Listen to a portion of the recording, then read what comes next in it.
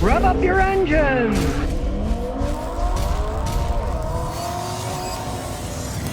Well, here's a lady, she's not happy with what's happening in our society, and I don't blame her.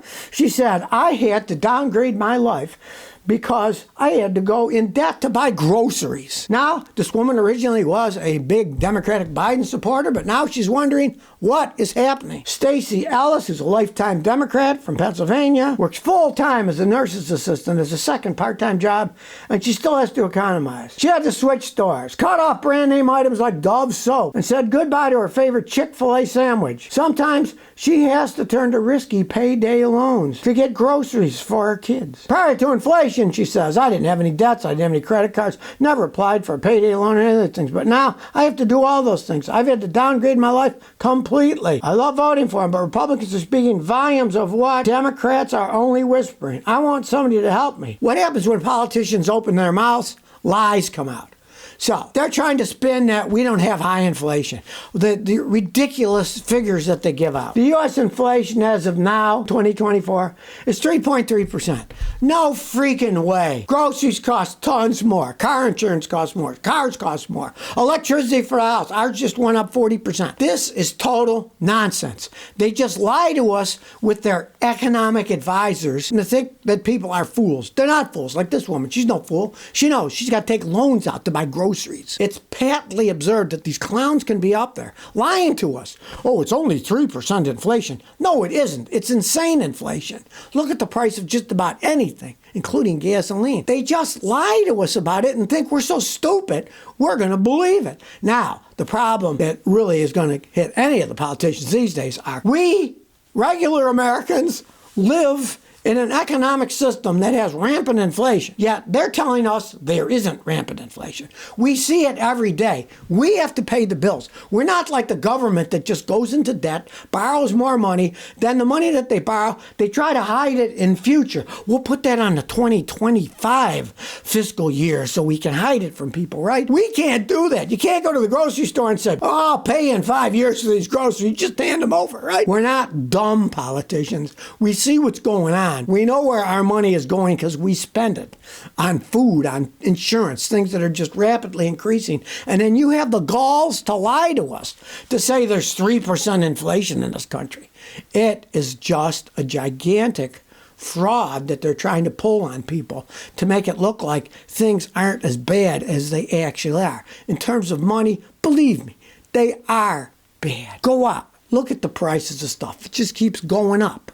And somebody's going to have to pay for it in the long run. And if they pretend that it isn't occurring, it doesn't matter what they pretend. It's still occurring anyways. You might believe that the moon is made out of green cheese, right? But if you got there, you'll find out it's rocks. It's not green cheese. Well, we're finding out that it's no way. It's 3% inflation. It's insanely higher than that. And they're just lying to us as usual. Well, remember, Fiat says we're bringing their 500e, the little 500 Fiat that's an electric version in the United States. Guess what? It is the second slowest selling vehicle in the United States now. According to figures, the Fiat 500e, they have a 459 market day supply. Meaning that at the rate of sales they have, it's going to take 459 days to sell them. And they only have 1,000 of them for sale in the entire United States. So I guess they figure, well, maybe we'll sell 2 of them a day nationwide. Let's face the facts. When the first 500 came in, it was a cute little thing. And I believe the second year they sold 55,000 of them, right? But then the last year they sold like 15 because people realized these are rolling piles of crap. So then Fiat, the Italians in Stellantis, had the brilliant idea of, okay, that thing failed miserably. Let's bring it back as an electric vehicle that people hate even more and see what happens. Well, now it's the second worst selling vehicle in the United States. And here's the list of them, which will show you what a joke electric cars are. Number 1 of the worst is the Acura ZDX electric car. Number 2 is Fiat 500e electric car. Number 3 is the Dodge Hornet, which is just a rebadged Alfa Romeo, so it's an Italian car, so we all know it's a pile of junk too. Number 4 is a Maserati Levante. No surprise. I mean, who's buying Maseratis these days? Q4 e-tron, another electric car. People don't want to buy these electric cars, and it's showing out now. They can tell us we're supposed to buy electric cars, but we're being bad boys and girls, and we're not buying them because we realize they're rolling piles of crap, overpriced. Nobody can fix them. There's no place to charge them up. You got range anxiety. If you ever want to tow something, forget it. You won't be able to go very far. A guy here towed one, a little camper, from Rhode Island to New Hampshire. It's not very far, like 3-hour drive. Guy had to stop like 6 times to recharge the battery. These things, hey, they're not ready for prime time. Listen to me, don't buy them, and you'll be a lot happier than if you get suckered into buying one, and then all the problems come up, and you go, gee, why did I buy this in the first place? Learn from other people's mistakes and don't follow them over the cliff like a lemming. Ms. J76 says, my car is stuck at a dealer for over 2 months. I got a 2015 Dodge Journey. My car's been at the dealership for 2 months. I'm told the part is on hold because it keeps failing. This is a part that's already been recalled once. Am I responsible for this part? It's the ABS module, and it says HCU internal short. I don't know what to do. Okay, here's the problem. The problem is you got a 9-year-old Dodge Journey. There is no law that says they have to make parts for the car except for during the initial warranty period. Let's say your initial warranty was 3 years. That means Dodge either has to make the parts or they have to be parts available aftermarket to fix your car while it's under warranty. Once it's out of warranty, it's a wild field of people can do whatever they want. They don't have to build a single part if they don't want to. A lot of people believe the myth that, oh, it's 10 years. They got to make parts for 10 years. No, only for the warranty period. You may have something to stand on because you said that part has already been recalled. If it's been recalled, those parts that keep failing, obviously they're just putting the same old crap back in. They didn't fix them. They just put the same bad part and then it broke again. Then you should talk to a lawyer. You probably have a leg to stand on. Your part is broken. It's a part that already was recalled. They didn't fix it right. See what the lawyer says. And if he does, you might get a free rental car until they actually fix the stupid thing. By law, they don't have to make parts for those cars. That's the problem.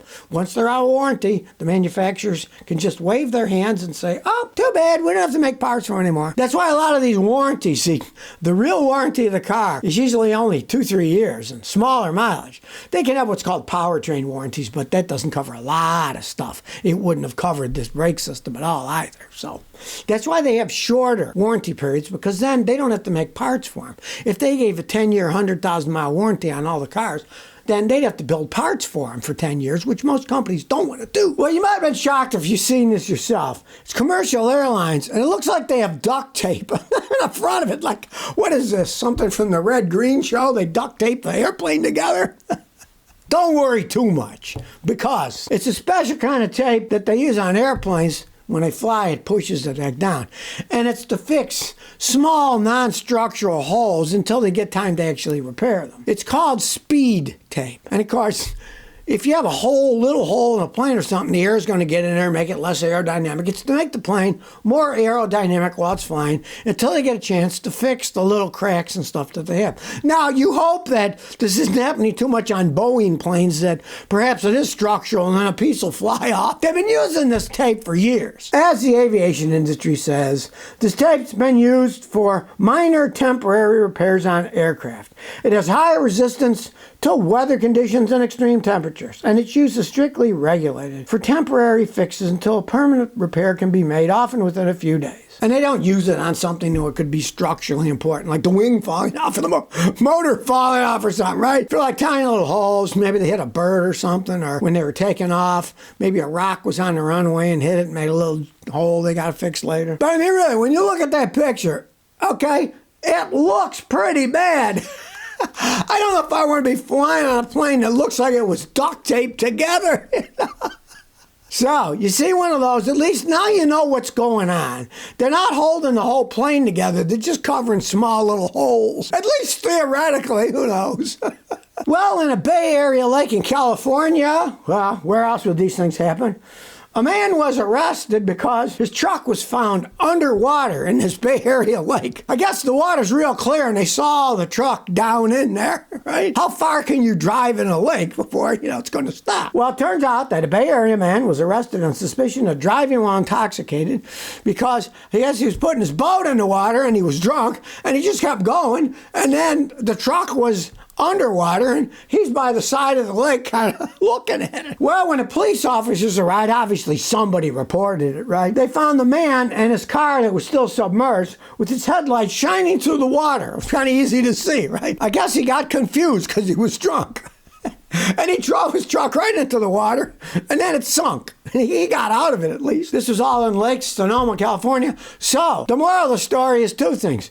Don't drink and drive, and don't drink and try to get your boat out of the water either. Maybe just leave it in the water, have a nap, maybe bring a tent with you, tent out. Don't drive on the water drunk either. A lot of people do that. You see them boating and drinking like mad. It's not a smart thing to do, right? Have a designated captain if you're going to go on the water who doesn't drink, and another one who's a dedicated driver who can pull your boat in and out of the water so you don't get drunk and drive your truck into the lake and then get arrested for being a drunk driver. So if you never want to miss another one of my new car repair videos, remember to ring that bell.